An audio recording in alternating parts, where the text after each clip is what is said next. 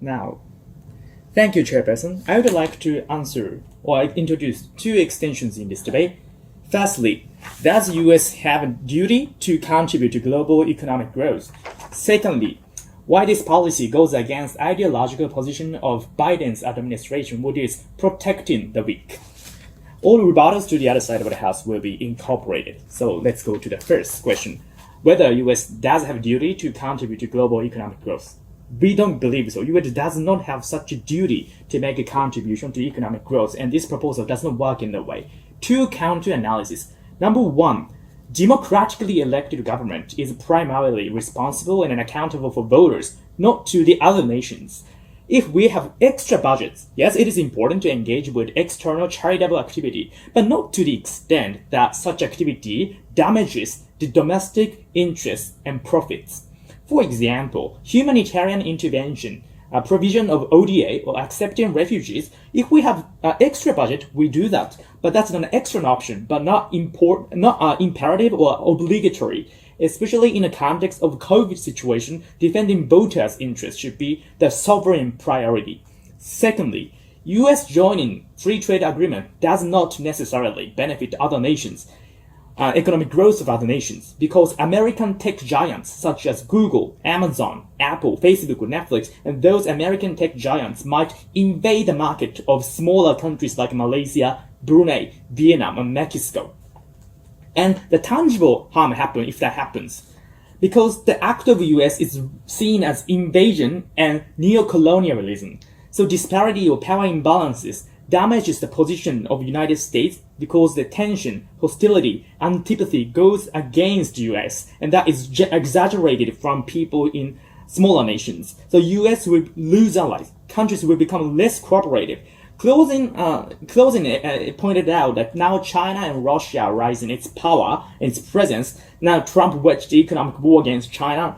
Even if Biden administration needs to overcome and settle it down, losing allies is critically harmful for diplomatic strategy in the long term.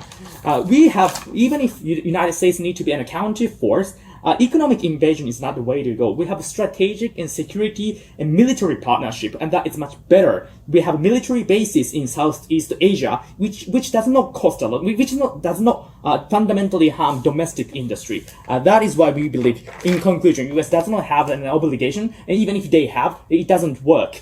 Second extension. Before moving on, I'd like to take point of information from opening government, if you have.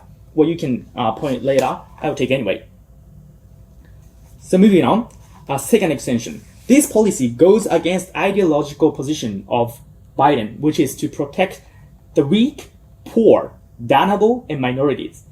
So Biden's policies are imposing tax on corporations, imposing tax on rich, subsidy to small business owners, or welfare for minorities.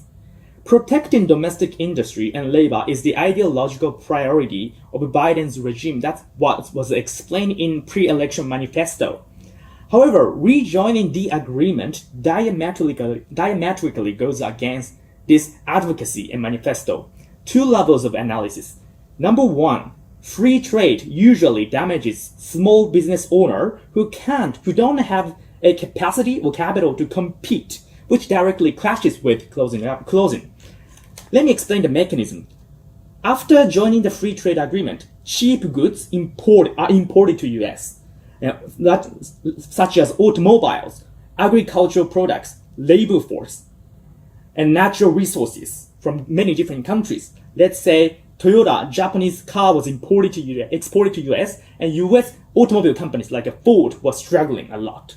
Then cheaper products spread out the market in U.S., and domestic companies will struggle because they can't compete with cheaper products. Consumers are likely to purchase cheaper products, and companies are likely to hire cheaper immigrant laborers. Then small business owner would go bankrupt, especially in this COVID situation, COVID economy. A lot of small business owners are struggling to even maintain the shop. This is just a double punishment. They can't survive a severer competition. Then what happens is that workers will lose jobs. Unemployment rate goes up. It is hard to find the next job in this situation. Not only blue-collar workers, but also white-collar industries are damaged. Talented workers and engineers from Singapore, let's say, might replace. And second level of analysis, we have precedents in the past. NAFTA, a North American Free Trade Agreement in the past. A lot of cheap goods and products were imported from Latin America. So factories shut down in United States of America. A lot of blue-collar workers lost jobs, and violent labor movement happened at that time. And the similar phenomenon is very likely to happen after rejoining this free trade agreement. And why this is harmful to Biden presidency, and why is that serious? Two reasons. Number one, popularity and support will be damaged due to sense of betrayal. Because Biden made a promise to voters that they would prioritize the marginalized groups of people, but the consequence will be diametrically opposite. Yes, you go ahead. Given that this motion is, first of all, not focused on U.S. citizens, and also the fact that these global issues that we need to solve are also going to impact U.S. citizens in the long term, Can you please explain why it is that Biden's manifesto is so good or important? Okay, first of all, I think I answered the question in my first extension, why United States does not have that level of obligation, and even if they have, it doesn't work well to fulfill the obligation. And second of all, it's fair to talk about what happens to Biden regime as a practical consequence. So let me continue. So now the consequence will unemployment rate goes up. A lot of people will lose jobs. If the consequence is opposite, therefore Biden is seen as a hypocrite and doing a tokenistic gesture that will undermine Biden's regime presidency and stability. Second of all, this consequence empowers pro-Trump supporters. Biden is facing an important political momentum right now. The Congress was hijacked with violent protests. We have urgent necessity to exhibit the symbolic message to calm them down. We have to say that we are protecting your jobs, and ex-Trump supporters might be convinced and become reasonably pro-Biden supporters if we can send the message effectively. However, if rejoining the agreement, the act is recognized as the opposite. Right-wing politicians and Republicans might use this rhetoric that Biden is welcoming job stealers, and this kind of rhetoric might fuel violent protests and social division further, which undermines the stability of the presidency. That is why we are happy to oppose. Thank you. I will start my speech in 3, 2, 1. As an overview of this debate today, we believe that, first of all, the opening half has been missing the point of this debate, right? The opening half, opening government talked about globalization, and opening opposition talked about how there are other pressing matters. We can see how there wasn't much engagement between the two, and it was a bit off the core of the debate. So as closing opposition, we believe that we have brought this debate back to its core while engaging with all benches, and I'll be making that clear throughout my speech. But before I move on to the main issue of today's debate, just to engage with closing government, let's talk first about foreign investments, right? We don't see what the point of this is, right? We say that foreign investments leads to the rich only the rich getting the returns, right? There are no jobs created. Only the rich buy stocks and sell. Perhaps companies will take in more immigrant workers with lower wages, but that will only cause pro-Trump supporters to view them as job stealers and create more instability in the U.S. We don't see how this will in any way raise GDPs. We don't see any mechanism there. With that, moving on to the core of this debate today about globalization versus domestic interests, right? Because we think that's the core of this debate today. So the question I'd like to ask is, as my partner has already said, whether the U.S. actually has the duty to contribute to global economic growth, because OG apparently seems to believe so, right? To this, we told you, my partner gave you an example of neocolonialism, how this kind of transition of technology between these countries with lower economies and the U.S., we don't see that actually happening, right? CG did try to flip our point, but we think that our argument coming from our extension speaker is far more convincing than that of CG. Now, even if this kind of globalization were to work, even if we take globalization, the government side at their best case, we say that domestic issues are more important, right? Because Biden was democratically elected in the U.S., we say the government should be more accountable for their voters, right? To give a brief overview of what we said as closing opposition, we gave you how Biden's ideology was uniquely to protect the weak, to protect the minority and the poor, right? This is what he promised to do in his pre-election manifesto. So what will happen if the U.S. rejoins the TPP? We proved to you that one, it'll damage small businesses that do not have capital, right?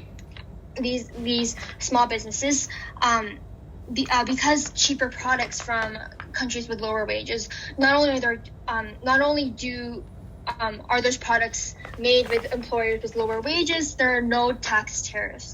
There are no tax tariffs, which means that these products are significantly cheaper than domestic products. And we can easily see how small domestic businesses will not be able to compete with such cheap products. And therefore, domestic businesses, especially those that are smaller in scale with people who Biden vowed to protect, are not going to have any means to compete with these products. And because consumers will obviously prefer cheaper products, and domestic industries will go bankrupt. And this will especially be detrimental after the damage the coronavirus has done to the U.S. economy. But will this actually happen? What is the likelihood of this actually happening? My partner gave you empirical proof, right? We have a proper reason why we think that joining free trade agreements simply does not work, because we have the example of NAFTA, because of this treaty, lots of factories in the U.S. shut down. There was unemployment. There were violent protests, and we believe that the same thing will happen again, because we've already seen how Trump supporters who already hate Biden will not hesitate to inflict extreme violence, from how we saw them attack the Capitol, consequently killing 4 people on the spot. Right. Therefore, in government's paradigm, not only Biden, first of all, will lose popularity because he's going to be failing what he vowed to protect, right? It is a failure of his political strategy. And we think that it is especially important that Biden does not join TPP right now, because his presidency is a chance to appeal to the Trump supporters that come from the Rust Belt, that he's here for them and to give them a better future than one Trump could never create. On the other hand, if Biden continues to make these people suffer, it will only create a justification for pro-Trumpers to keep hating on Biden and see foreign workers as job stealers, similar to how pro-Trump people refer to Latinos and immigrants in the status quo, right? So, sure. In terms of justification, don't you think that U.S. has benefit at the expense of ruining global movements? Right, and they have to compensate for that. Thank you.